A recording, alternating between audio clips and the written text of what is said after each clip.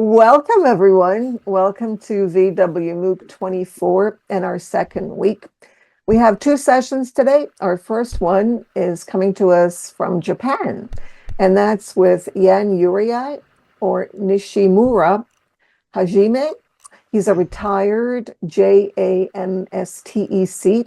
He retired in 2020. He's a board member of the NPO, Japan Underwater Robotics Curator of Abyss Observatory in Second Life, GeoGrid, and Roblox. Gateway to Thinking at VWEC Eduverse Welcome Plaza, the Modern Museum and Climate Change Learning Portal, and creator of International Space Flight Museum in Second Life.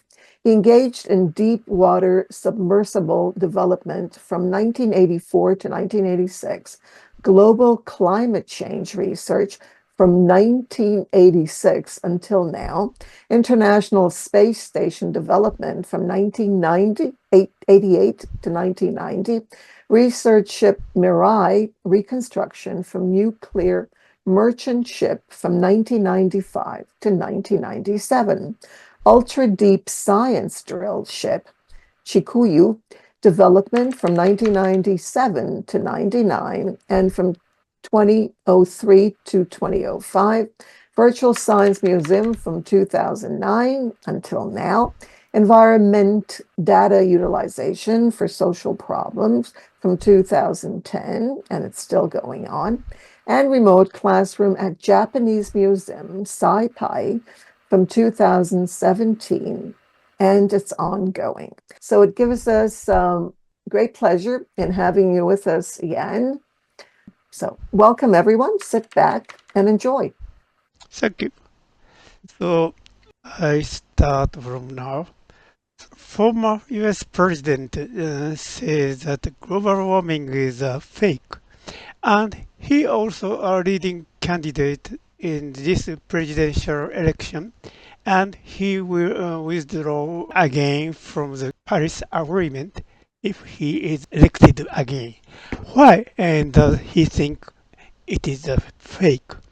Even though it's difficult to find a country that has not ratified and signed the Paris Agreement, it is known that some organizational activities are trying to make global warming is still controversial.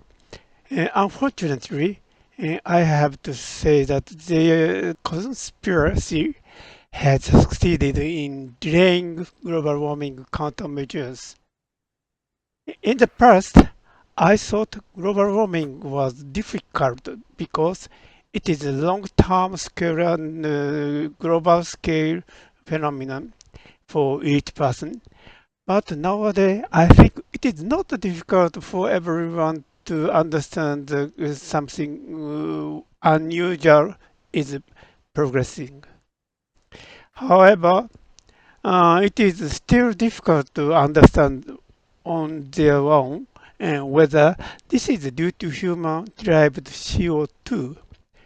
The IPCC reports are so huge and complicated, and they are written with a lot of academic knowledge, so government and media cannot report without any omission of important explanations.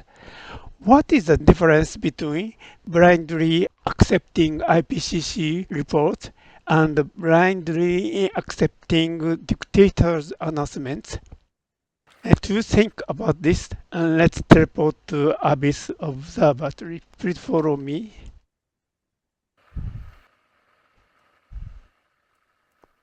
And touch the board in front of me and open your nearby chat. There's many destinations. A1, A1, 2, 1B, C, D. So there's four category. And number B4, only one Earth. Please teleport and see you there. Here is Sky exhibit. at Observatory, and camera zoom out. So big starry night sphere. There is exhibit flow from past to future. And common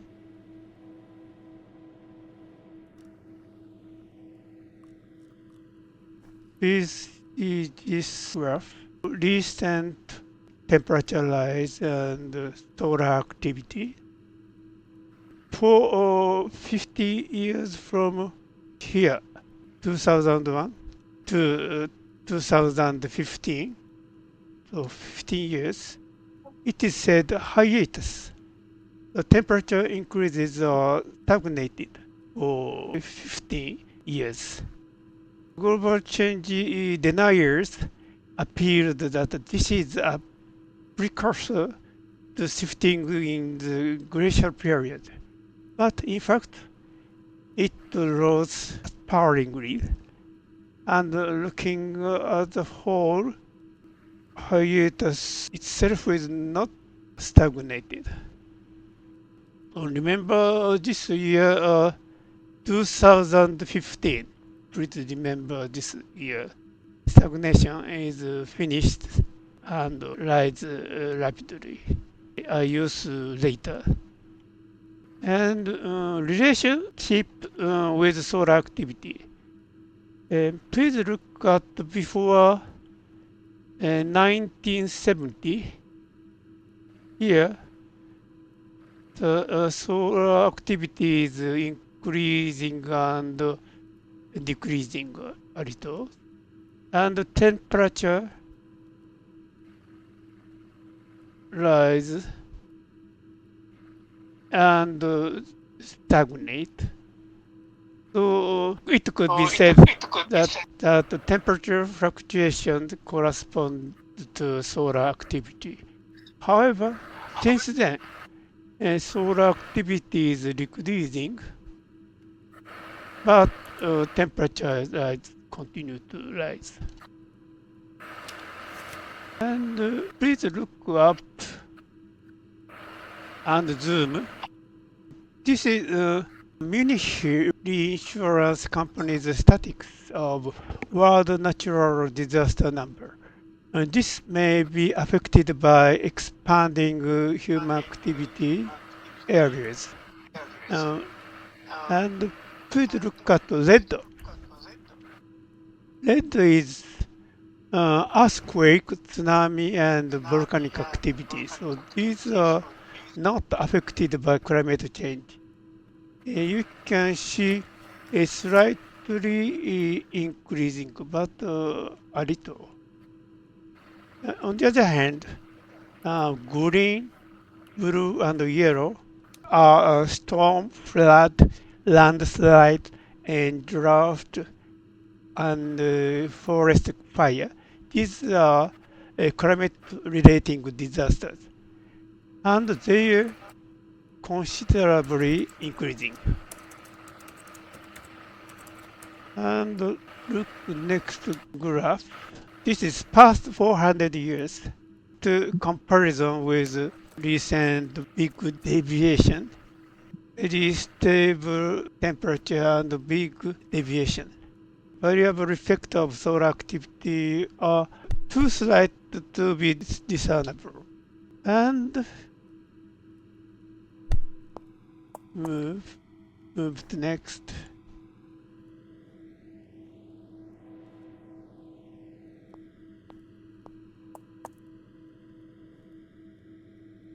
Past 800,000 years, changes in CO2 level during the glacial interglacial cycle or Milankovitch cycle over the past 800,000 years. In this era, CO2 and temperature are proportionally changing. CO2 decreases in the glacial period, blue part and yellow part CO2 increase in the interglacial period. Based on this graph, greenhouse deniers have appeared before that current CO2 increasing is not due to the human activity but only due to reflection of temperature increasing. If it is in line with the appeal, you can imagine that the current CO2 level here, or black line, is 420 ppm. It's already far beyond the CO2 level in the interglacial period. And it will no longer turn into glacial period again. And next graph.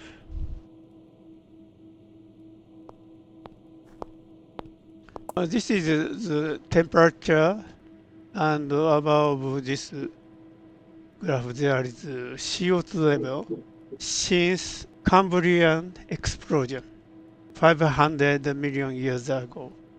Comparing with recent temperature prediction and CO2 prediction, we can see that the worst case of future projection are comparable to the past history of repeated evolution and extinction of life. And time travel is ended. Please follow me.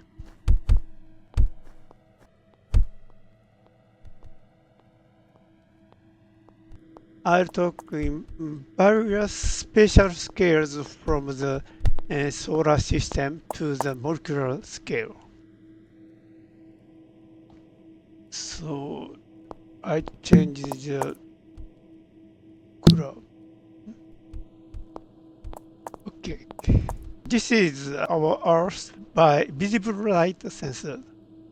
So cloud is shine white, but land, green or desert and ocean can be seen clearly. Compared with Venus, this is also visible light sensors image by Akatsuki probe. Venus is covered by clouds and shining dazzlingly. Earth, land, and ocean can be seen clearly through clouds. This means that visible light is not absorbed so much in the atmosphere. That is, visible light does not directly warm the atmosphere. Then let's think about how the Earth is warmed. So please see this panel and please imagine that you are standing with a parasol in the hot summer afternoon. Solar radiation can be shielded by the parasol, but you can still feel hot from the ground. As shown in graph, some part of the sunshine reflected by the ground a little, and heated ground heat air above ground, but more stronger is invisible infrared rays from the ground, and it's greater than the energy coming from sun, 340 watt per square meter, but radiation from ground is 398. This is due to the nature of object with temperature radiate light or electromagnetic waves according to their temperature. So it is a Planck's law. High temperature sun radiate mainly visible light and ultraviolet and infrared.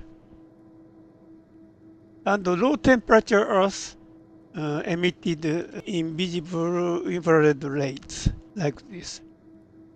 And so let's see the Earth in infrared sensor.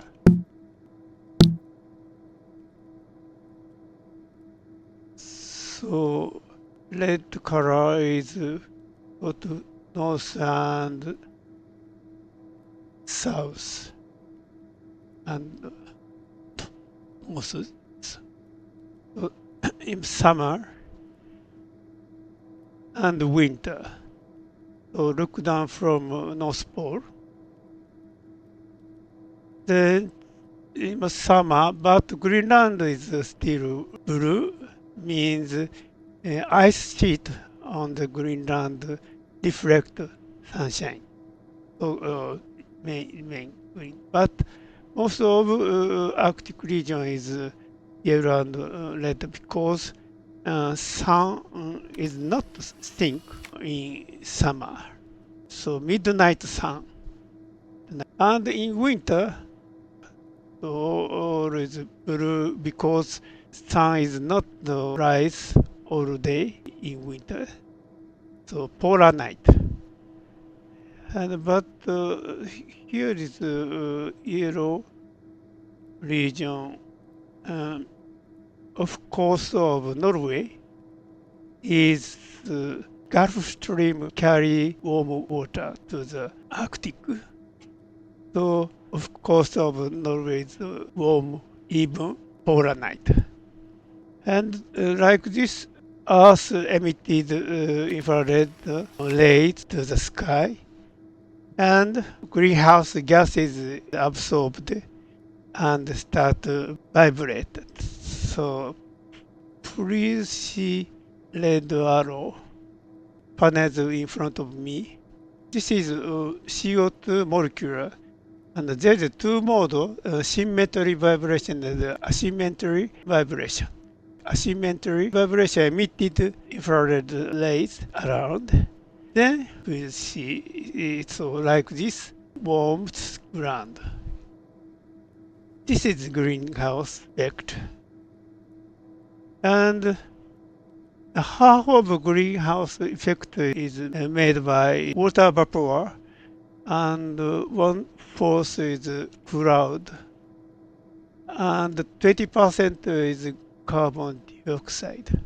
The water vapor increase is due to the evaporation from the sea, which increases the greenhouse effect. So this is called water vapor feedback. I'll talk later why CO2 is treated as a leading actor of global warming, but now let's see CO2 behavior back to the animated Earth. Search here and select CO2. This is NASA Goddard Space Research Center's simulation model. February,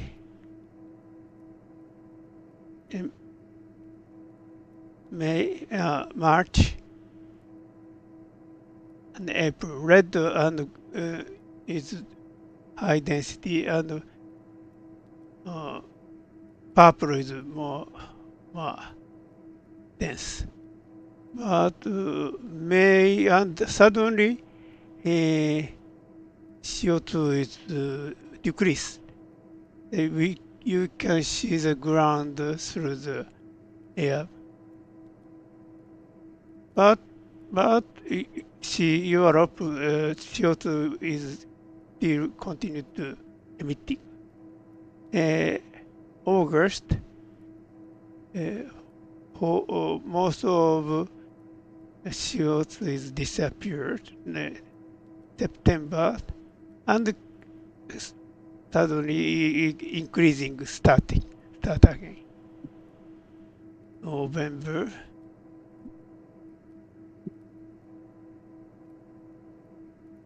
and December. So in summer, CO2 level is become very low. Why?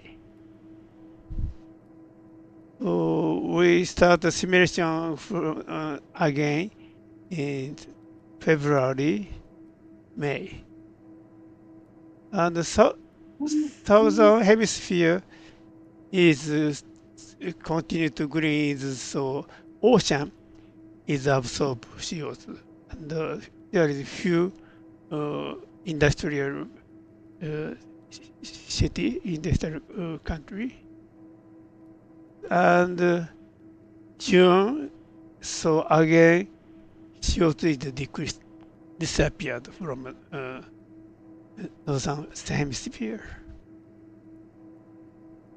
Is August, September,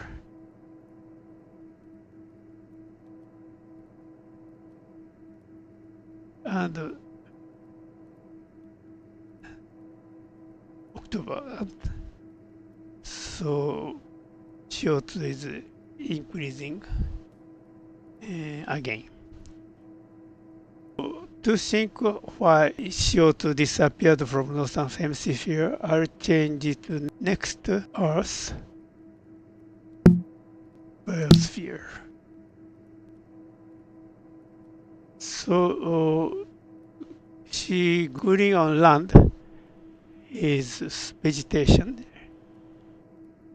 and winter,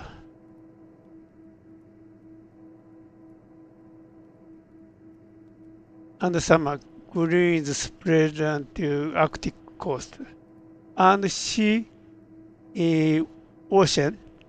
There is a phytoplankton, so go to north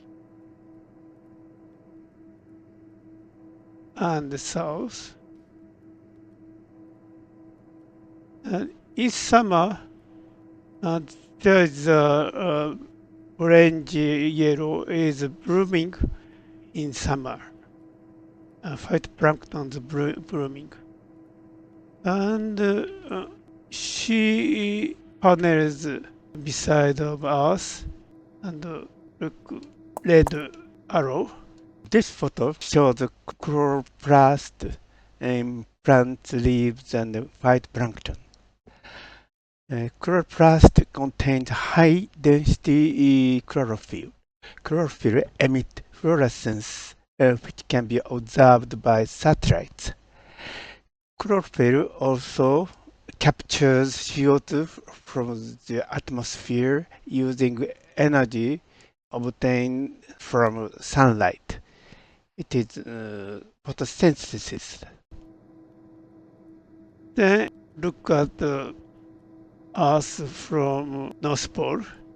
In winter, most of northern hemisphere become white, and in summer, so green and red in sea is filled. Summer. So because in summer you saw sunshine is always continue, the sun is not thinking. So photosynthesis is active and absorb CO2 very much. So this is because longer hours of sunlight in the summer allow photosynthesis to be more active, causing plant to grow and spread, absorbing more CO2. This simulation shows plants can absorb most of the CO2 released by humans, but CO2 released by human exceeds the amount of plants absorbed. So Earth is gradually warming up. Then Venus is reflect sunshine in 70%. So Venus become very cold planet, but by the dense CO2, Venus is hotter than Mercury, 400 degrees Celsius. And the other hand, Mars is a very little planet, and so there is a very thin atmosphere, So greenhouse effect is neglected now. But in the past, there's a very big volcano activity and lava release a lot of CO2 and water vapor. So then here you can see water flow remains. Or here there's water remains. So in the very old days, there is a big water flow and there is a ocean and covered by ice. So greenhouse effect affect our planet evolution. Then we move to future Earth.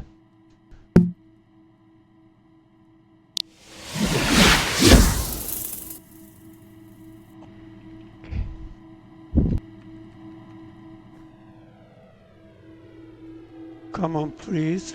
Lawrence devised a chaotic water wheel that replaces a mathematical model of atmospheric fluctuation with a mechanical model. The equation is like this. So push.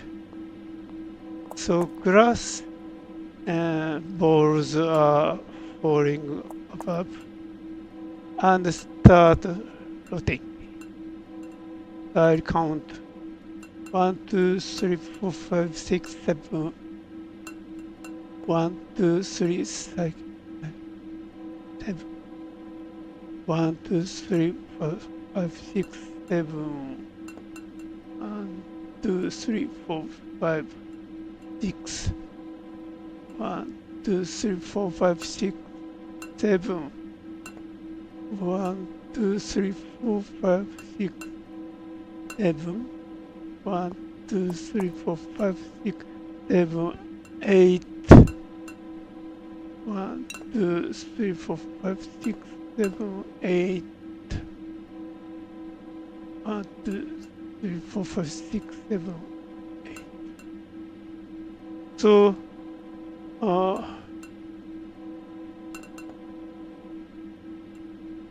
glass ball holding at a constant speed from directly above asymmetric water field and asymmetrical motion began. It is similar to vibration, but not a constant vibration, nor is it completely random. While it is called chaos, it is generally within a certain range of oscillation. So, if someone were to draw the graph with this rotational angle, angular velocity, and position of its center of gravity of water field, a figure like a butterfly spreading its wings will be drawn.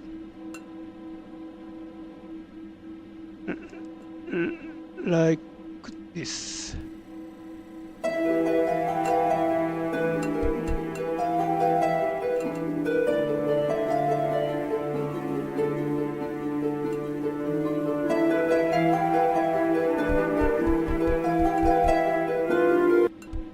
It is often said that Lorentz discovers unpredictability of weather, but rather he taught us that by repeating calculations with slightly different initial values and processing them statically, a calculation will converge to one value or transmission between multiple values.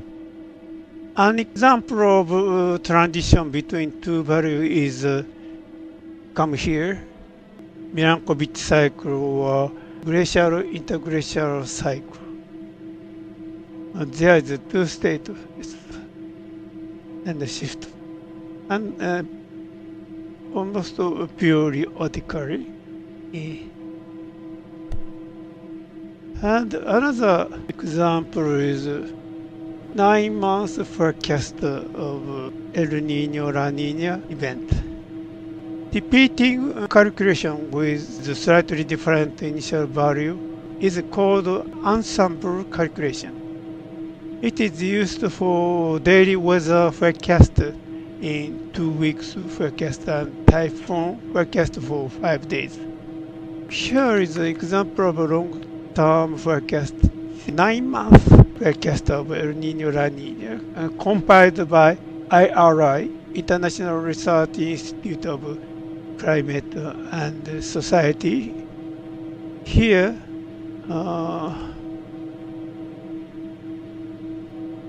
there is a 17 dynamics model and 9 static model are participating. Above horizon axis is El Nino model, and below axis is La Nina. Each line of models are ordinary ensemble calculations that repeated many times with one model. X is actual observation data added later. So no one knows the reason, but there is observation data in middle of bunch of many lines. Average of these predictive models is called multi-model ensemble. Average and observation are very good. So next month also observation data is middle of bunch, middle of lines, and also middle of lines, the average. So no one knows the reason, but multi-model ensemble is very strong. But 2015, yes, I said please remember the observation data is out of lines. The next out. So very deviate from average. So very big El Nino, super El Nino occurred. El Nino. And back to average. So now observation data shown in average. Also average.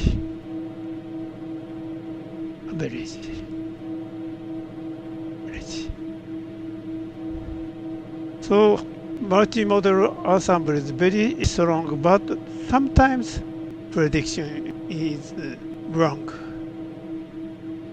The multi-model ensemble continued to be out of sync for 10 months until 2016. This period corresponding to the end of hiatus, which I show you first. Perhaps the heat that had been building up in the ocean while the temperature rise or stagnant was suddenly released. As you can see, even multi-model ensemble can sometimes be way off, but over the long term, some errors are smoothed out. For this reason, scientists believe that even if it is difficult to predict in 5 or 10 years prediction, but 20 years to 50 years prediction may be possible in some extent. In order to make this long multi-model ensemble prediction, come on please. First, temperature and volcanic activity and sun activity. and greenhouse gas level in the past 2000 years will be reconstructed. And next, create a climate model that can take into account the effect of volcanic activity, solar activity, and greenhouse gas concentration. And next, optimize the climate model parameters so that the temperature of the past 2000 years can be reproduced as much as possible with this climate model. Finally, with the parameters, long-term multimodal ensemble prediction is performed by there is so many I can't count, but very large number of multi-model ensemble. Then future projection depend on carbon emission scenarios in the future. On the left graph of this panel, carbon emission were projected under 5 scenarios here to here, and SSP 1.9 is for 1.5 degrees Celsius rise.